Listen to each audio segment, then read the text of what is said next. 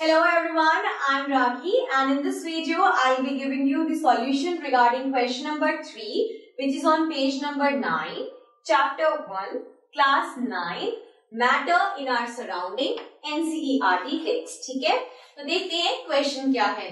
Question है for any substance why does the temperature remain constant during the change of state. किसी भी substance के लिए जब उसका स्टेट चेंज हो रहा होता है, किसी भी सब्सटेंस के लिए जब उसका स्टेट चेंज हो रहा होता है तो टेम्परेचर कांस्टेंट क्यों रहता है. किसी भी सब्सटेंस के लिए जब उसका स्टेट चेंज हो रहा होता है तो टेम्परेचर कांस्टेंट क्यों रहता है. Give the reason for this.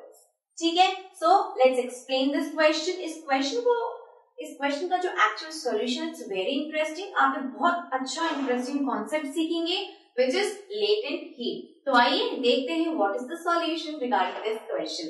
देखिए, मैं इस क्वेश्चन को आपको एक ग्राफ से समझाऊंगी और आपको बहुत इजीली समझ में आ जाएगा. तो let me draw a graph first. ठीक है,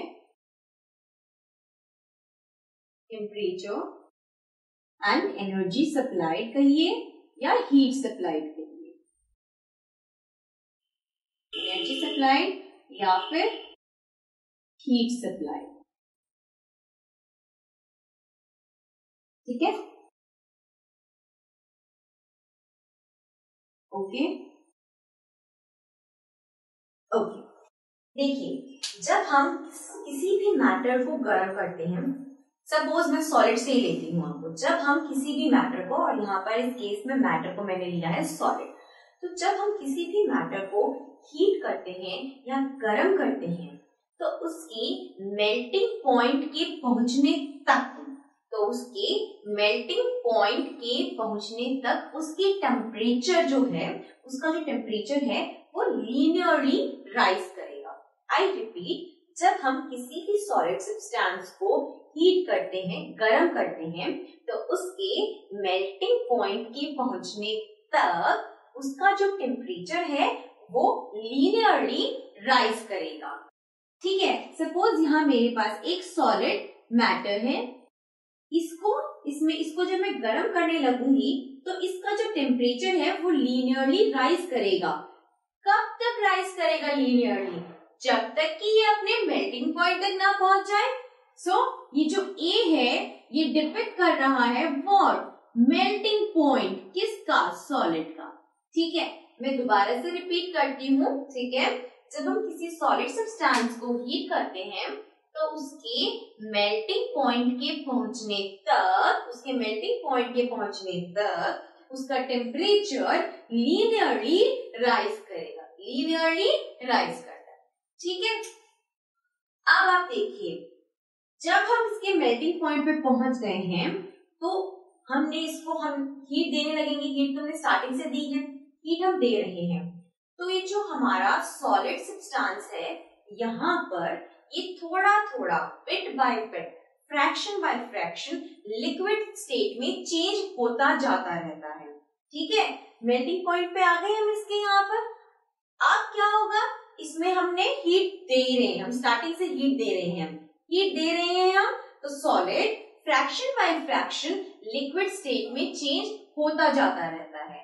और जब तक कि ये पूरा सॉलिड लिक्विड स्टेट में चेंज नहीं हो जाए, या फिर कहिए कि जब तक कि हमको पूरा लिक्विड मैटर मिल नहीं जाता है, या जब तक कि ये पूरा सॉलिड लिक्विड में कन्वर्ट नहीं हो जाता है, तब तक जो टेम्परेचर है वो कांस्टेंट रहता है.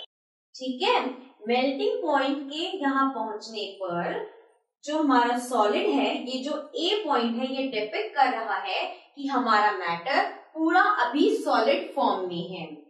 जब हम इसको हीट आगे प्रोसीड कर रहे हैं, हीट दे रहे हैं, ये fraction by fraction liquid state में चेंज होता जाता रहता है.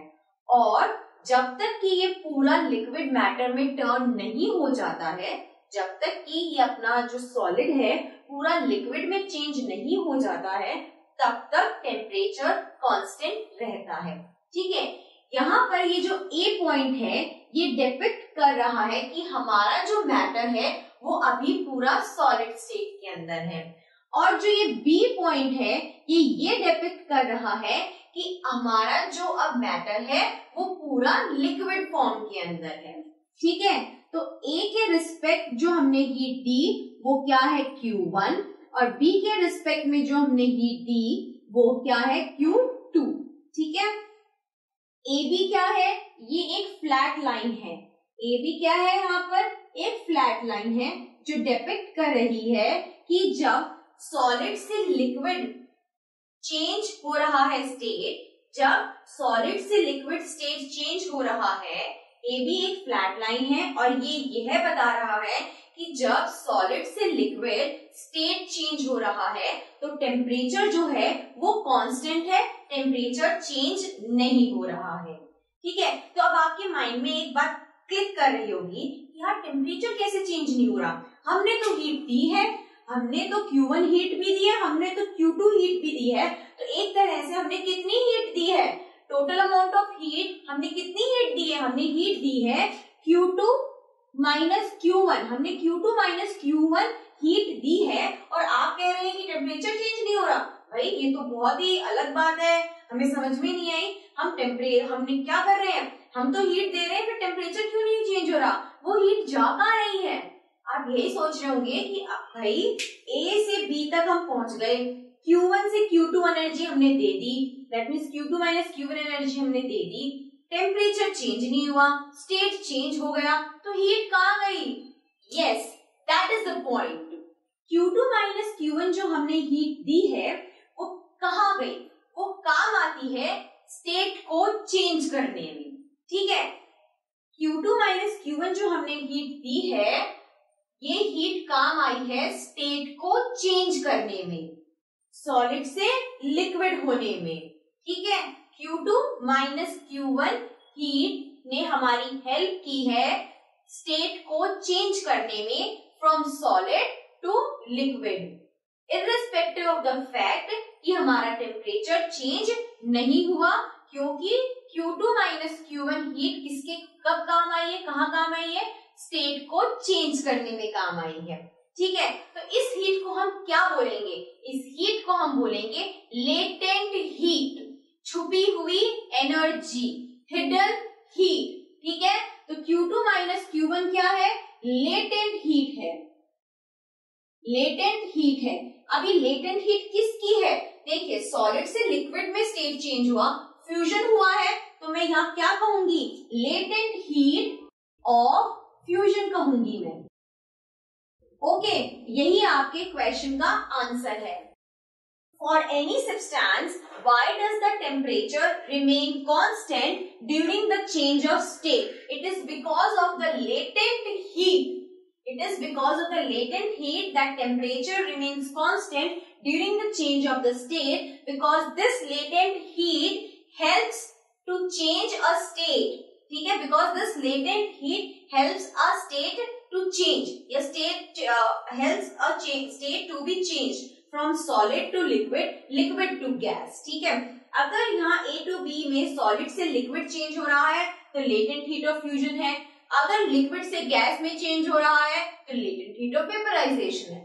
Actually the concept क्या है, latent heat का है, छुपी हुई heat का है। ओके, सो आई थिंक आपको जो कॉन्सेप्ट है और जो इसका रीजन है इस क्वेश्चन का वो समझ में आ गया होगा कि लेटेंट हीट की वजह से टेम्परेचर जो है वो कांस्टेंट रहता है during the change of state, because latent heat जो होती है वो हेल्प करती है एक स्टेट को चेंज होने में। यहाँ पर मैंने जो एग्जाम्पल लिया, यहाँ तक सॉलिड स्टेट से लिक्विड स्टेट में जाने के लिए, तो हमारा क्या हो रहा है, हमारा स्टेट चेंज हो रहा है और वहां पर हमारी लेटेंट हीट हेल्प कर रही है स्टेट को चेंज होने में। Is it clear to all of you? अब आपको अपनी टेक्स्ट बुक में कैसे लिखना है वो मैं आपको बताऊंगी, so just have a look on the board. So this is how you have to represent your answer in your notebooks as well as in your answer sheet. So please have a keen look over the answer I have written over here. ठीक है, and मैं आपको एक और चीज बताना चाहूंगी, जो मैंने आपको अभी ग्राफ दिखाया था थोड़ी देर पहले, you can also draw that graph in your answer sheet, it will be very impressive, नहीं?